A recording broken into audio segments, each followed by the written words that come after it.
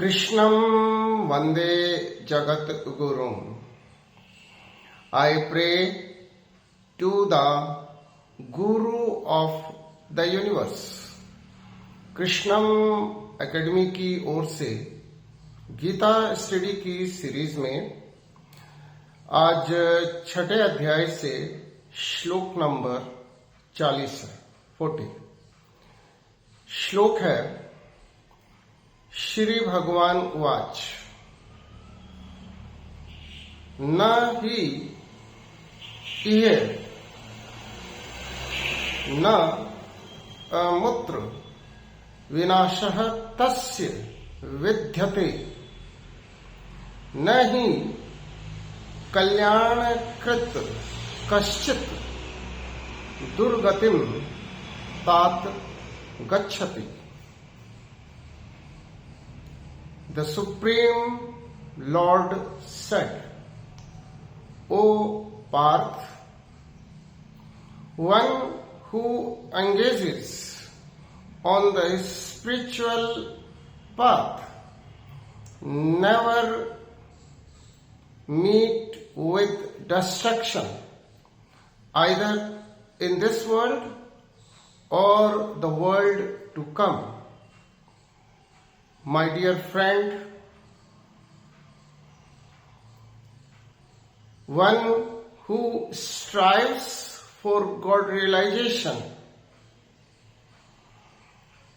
is never overcome by the evil.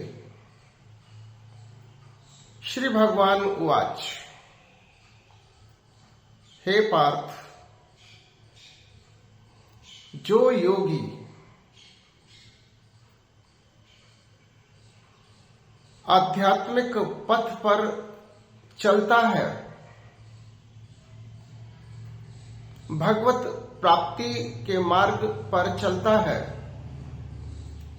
उसकी तो दुर्गति हो ही नहीं सकती, चाहे इहलोक हो चाहे परलोक हो।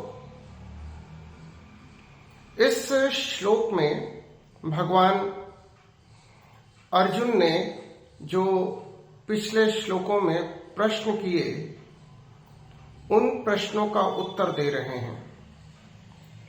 अर्जुन ने परमात्मा से पूछा कि हे परमात्मा, जो व्यक्ति प्रेरित होकर योग पथ पर चलता है,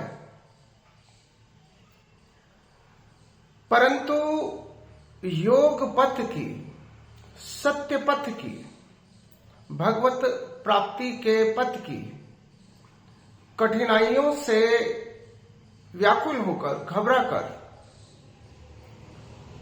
उस पथ से विचलित हो जाता है, उसका क्या होता है?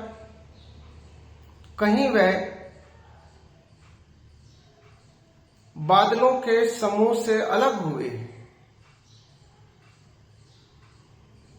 बादल के झुंड की भांति आकाश में नष्ट तो नहीं हो जाता है। वास्तव में जो योगी योग पथ से विचलित हो गया है, भटक गया है, सत्य पथ पर चलते चलते उसने वो पथ छोड़ दिया है, भ्रमित हो गया है, उसका होता क्या है? इन्हीं प्रश्नों के प्रत्युत्तर में परमात्मा स्पष्ट कर रहे हैं कि हे पार्थ, जो एक बार सत्य पथ पर चल पड़ा है, योग पथ पर चल पड़ा है, भगवत प्राप्ति के पथ पर जिसने कदम बढ़ा दिए हैं और पथ की कठिनाइयों से घबराकर उसका विचलन हो गया है, परंतु फिर भी उस योगी का ना तो इस लोक में और ना ही परलोक में पतन होता है। इस बात को सूरदास जी ने बहुत अच्छे से समझाया है। एक बार जिस व्यक्ति को भगवत प्राप्ति के मार्ग का आस्वादन, या जिसने एक बार प्रभु प्रेम के रस को चख लिया है, जो एक बार प्रभु के चरणों में समर्पित हो गया है, वह परमेश्वर को नहीं छोड़ सकता है। गॉड रियलाइजेशन से उसका डिविएशन हो ही नहीं सकता है। सूरदास जी ने कहा है, जैसे उड़ी जहाज को पंछी पुनी जहाज पर आवे, मेरो मन अनंत कहाँ सुख पावे। जिसने प्रभु प्रेम का प्याला एक बार पी लिया है, फिर उसे कुछ भी अच्छा नहीं लगेगा। वह समुद्री पंछी की भांति अपने जहाज को छोड़कर उड़ तो सकता है, अन्य जहाजों की तलाश तो कर सकता है,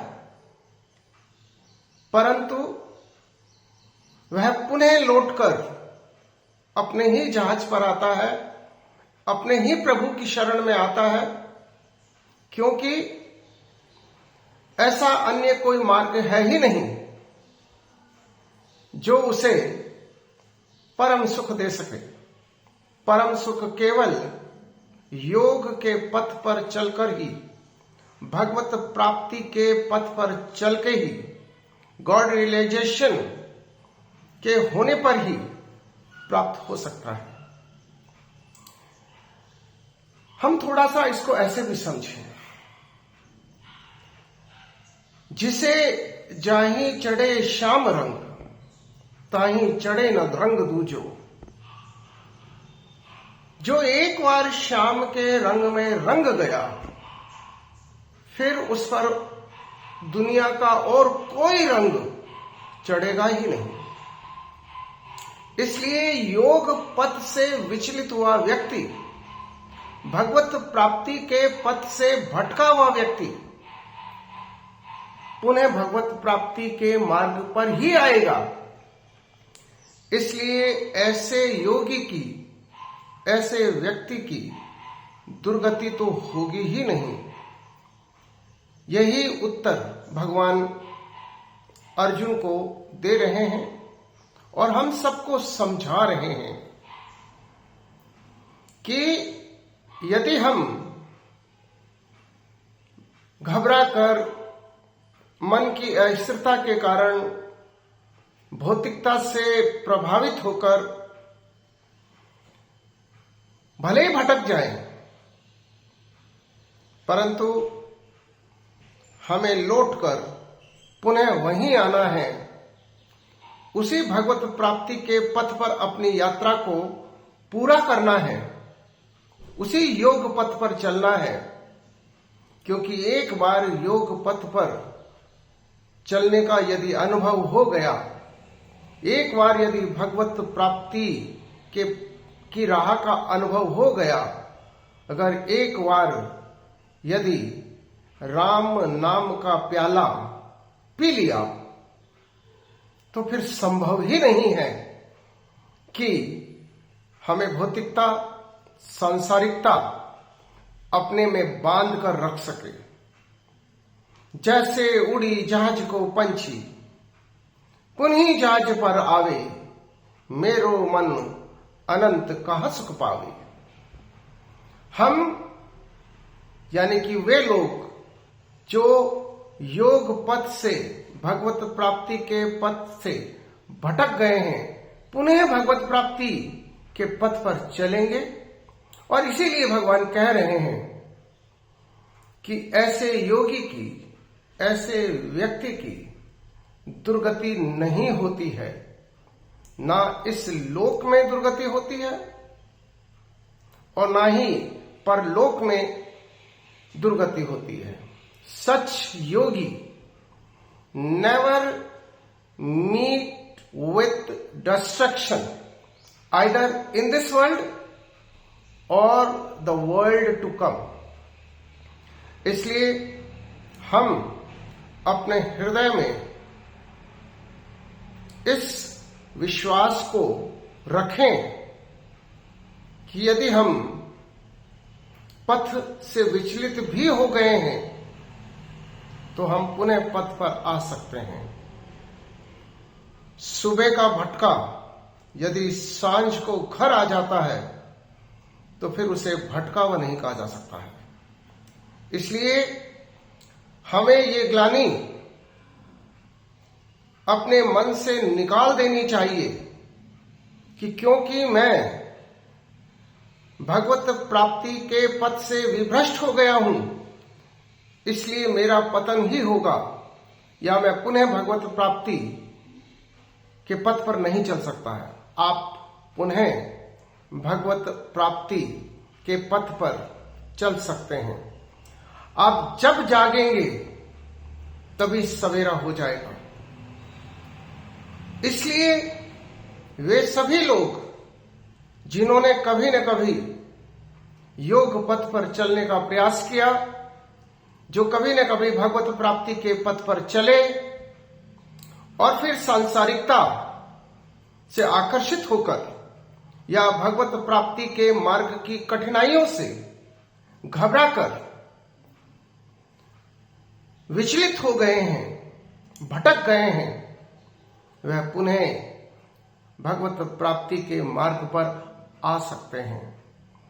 और ये निश्चित मान लें कि उनकी दुर्गति कभी नहीं होगी। Oh my dear friend Arjun, oh my dear friend Parth, who strive for God realization,